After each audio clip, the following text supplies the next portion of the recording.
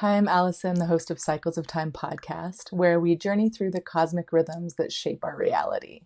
In this episode, I'm going to begin an exciting new series that explores the profound connections between the human design wheel of the year, which is known as the Rave Mandala, and the zodiac. So these two systems, although they're distinct, can weave together in fascinating ways, and they reveal deeper layers of meaning for our collective and personal cycles. The Rave Mandala follows the progression of the sun through the 64 gates of the human design system. And these gates are mapped to the hexagrams of the I Ching, which is an ancient divination system that is known as the Book of Changes, that mirrors the fundamental patterns of life as it unfolds. Unlike the Western zodiac, which is divided into 12 signs, the human design wheel of the year arranges the gates according to the Fuxi sequence of the I Ching, which is an ordering of the hexagrams that's attributed to the legendary sage and first emperor of China, Fuxi, which reflects an organic unfolding of energy and transformation over time. As we step into Aries season, which is the beginning of the astrological year, we will explore the 6 human design gates that the sun moves through during this time.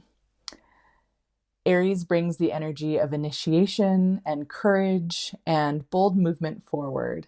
And the gates that fall within this season each carry a unique frequency that informs how we engage with beginnings, willpower, and the emergence of the self. So whether you follow astrology, human design, or are really just simply curious about the cycles of time that shape our experience, this series is going to illuminate some new perspectives and correlations between astrology and the human design system.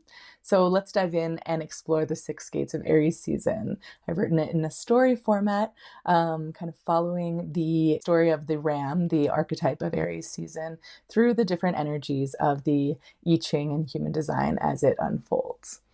So there are 6 I Ching hexagrams or human design gates that tell the story of the evolution of the ram in this part of the wheel of the year during Aries season. And the sun transits through each of these gates over the course of about 5.5 days. And each zodiac season contains about 6 human design gates that are within that sign. And some of them are on the cusp between 2 signs. And so for Aries season, we go from Gate 25, which is known as innocence at the spring equinox in the beginning of Aries season, to Gate 17, known as opinions. Then we move to Gate 21, which is the gate of the hunter or huntress. Then we move to Gate 51, the gate of shock or arousal, on to Gate 42, the gate of growth. And then finally, between Aries season and Taurus season, we find ourselves in the gate of ordering. So I wrote a little story about Aries the ram, the archetype, kind of through the story arc of these human design gates as they evolve through the season. And it's been a really fun way to look at and learn human design gates and I Ching hexagrams by really seeing how the seasonality of Aries, the time of the year that this story of Aries emerged, is correlated with the energies of these I Ching hexagrams and human design gates as well. So let's get into it. I'll start with my story and we'll see the evolution of these gates as Aries season unfolds.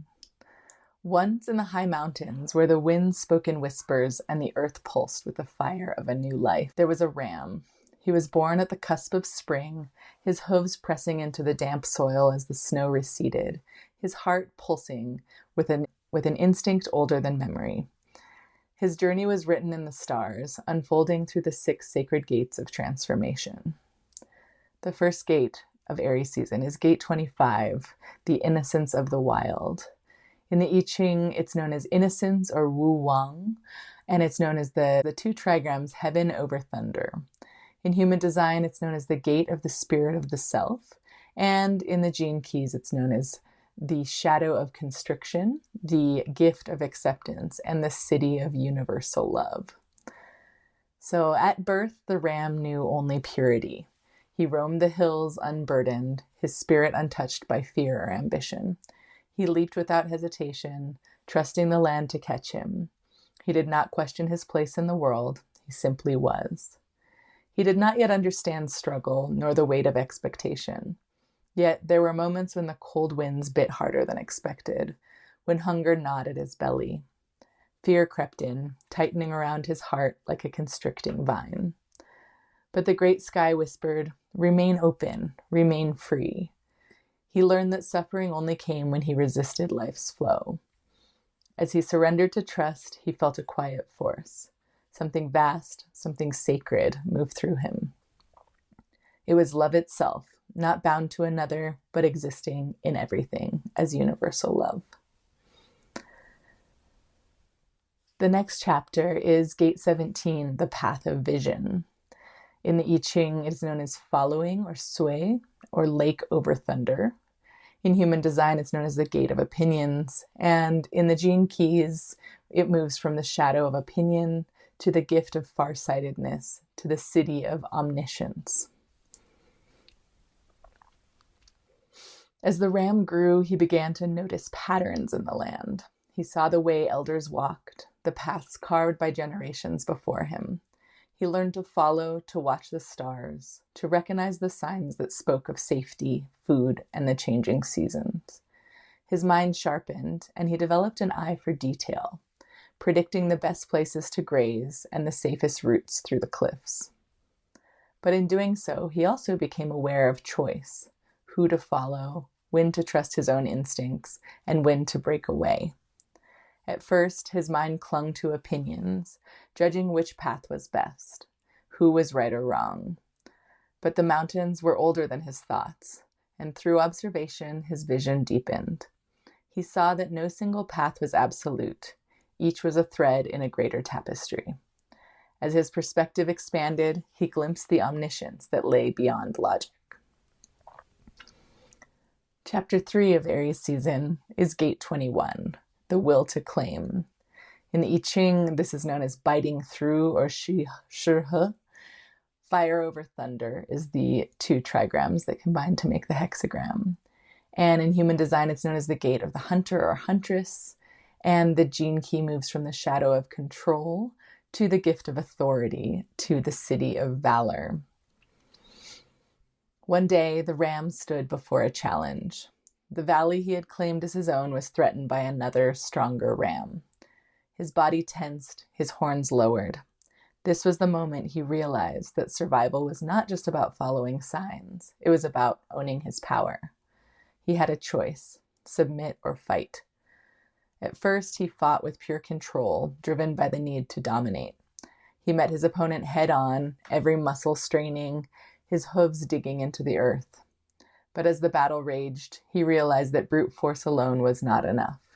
He needed strategy, a deep-rooted confidence in himself, rather than an obsession with controlling the other. And so he stepped into true valor, a will that did not need to grasp for power, but carried the courage to meet life head-on. When he emerged victorious, he did not just own the land, he owned himself. The 4th chapter of Aries season, as we follow the evolutionary journey of the ram, is Gate 51, the shock of awakening. In the I Ching, this is known as shock or zhen. Thunder over thunder are the 2 trigrams that make up the hexagram. And in human design, it's known as the gate of shock. In the gene keys, it moves from the shadow of agitation to the gift of initiative to the city of awakening. Then came the storm. Lightning split the sky and thunder rolled through the mountains. A bolt of light struck a tree near him, and for the first time, he felt the raw force of shock move through his body. His heart pounded. He was shaken, restless, alive. Fear, excitement, and something deeper, awakening. The great sky had spoken again, and this time it did not whisper. It roared. This jolt was not meant to break him, but to awaken his spirit to something greater.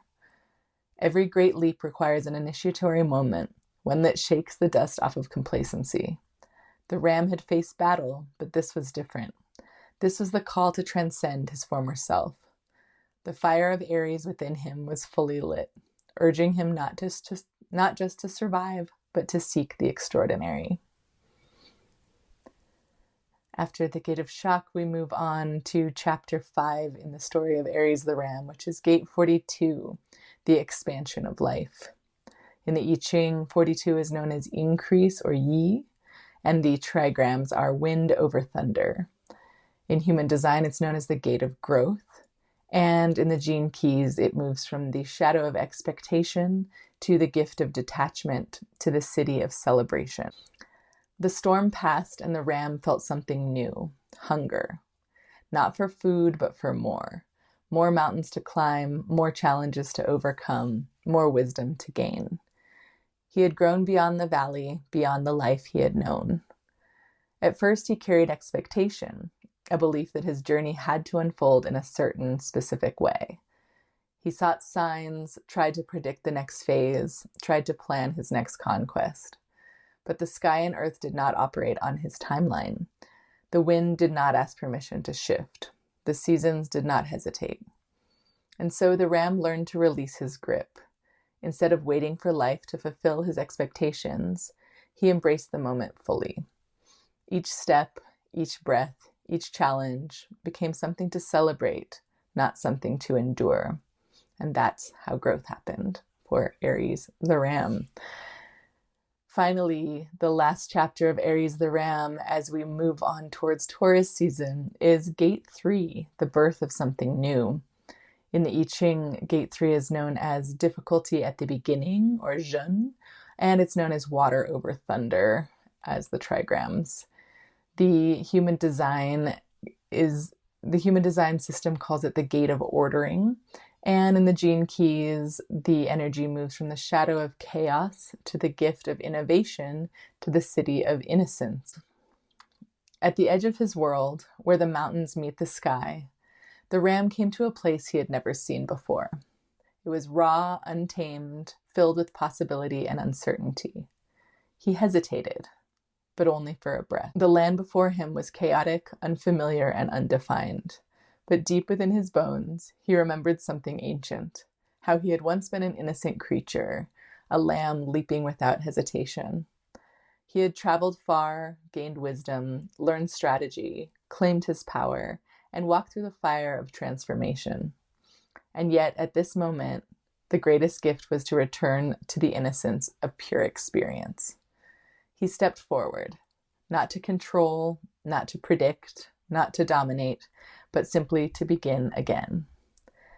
And so the ram continued forward, ever reborn, ever evolving, carrying the fire of Aries into the world. So I will leave you with a quote by Clarissa Pinkola Estes from Women Who Run with the Wolves about spring, about this season of Aries. And she says, "And now comes the most important part of the story. Spring approaches, new life quickens, a new turn, a new try is possible. The most important thing is to hold on, hold out for your creative life, for your solitude, for your time to be and do, for your very life. Hold on, for the promise from the wild nature is this: after winter, spring always comes." Thanks for listening to my story about the energies of the 6 I Ching hexagrams and human design gates of Aries season. I'll be doing this of every zodiac season to kind of give a story arc and a basic overview of these different gates. And I look forward to seeing you next time for Taurus season. If you'd like to go a little deeper, I do offer a paid subscription on Substack called Embody the Revolution, where we walk the wheel of the year together in community and look at how these different energies of these micro seasons of the year show up in our bodies and in our lives. And there's time for breathwork, live breathwork sessions on Zoom. There is a time for community reflection at the end of each zodiac season to reflect on how these gates showed up. And there is a beautiful PDF workbook that has journaling prompts for each week and each gate of the year. And I hope you join me there. It's at astrosomatics.substack.com. And thanks again for joining me today as we journey through the season of the Ram. I'll see you next time.